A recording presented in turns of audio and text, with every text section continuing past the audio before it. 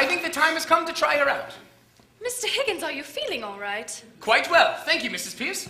And yourself? Very well, sir, thank you. Splendid. Let's take her out in public and see how she fares. Mr. Higgins, I was awakened by a dreadful pounding. Do you know what it might have been? Pounding? I heard no pounding. Did you, Pickering? No. If this continues, Mrs. Pierce, you'd better see a doctor. I know, Pickering. We'll take her to the races. Races? Yes, my mother's box at Ascot. You'll ask your mother first, of course? Of course. No. We'll surprise her. Come, let's go to bed, and we'll wake up first thing in the morning and buy her a gown. Eliza, go on with your exercises. But, sir, it's early in the morning. What better time to work than early in the morning? Where does one go for a lady's gown? Whiteley's, of course. How do you know that? Common knowledge? Is it? Well, we mustn't get anything too flowery. I simply despise one of those gowns with a sort of weed here and a weed there. Something simple, modest, and elegant is what's called for. Perhaps with a sash. Yes, just right. You've all been working much too hard. I think the strain is beginning to show. Eliza, I don't care what Mr. Higgins says, you must put down your books and go to bed. Bed, I couldn't go to bed. My head's too light to try to set it down. Sleep, I couldn't sleep tonight. Not for all the jewels in the crown. I could have danced all night, could have danced all night, and still have begged for more. I could have smiled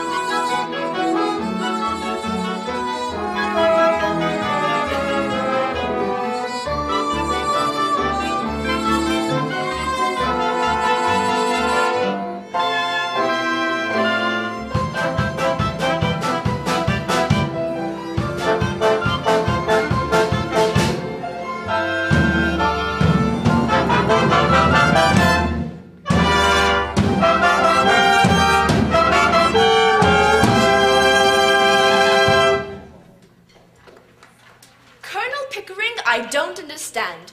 Do you mean that my son is coming to Ascot today? Yes, Mrs. Higgins. As a matter of fact, he's here. What a disagreeable surprise. Ascot is usually the one place I can come to with my friends and not run the risk of seeing my son Henry. Whenever my friends meet him, I never see them again.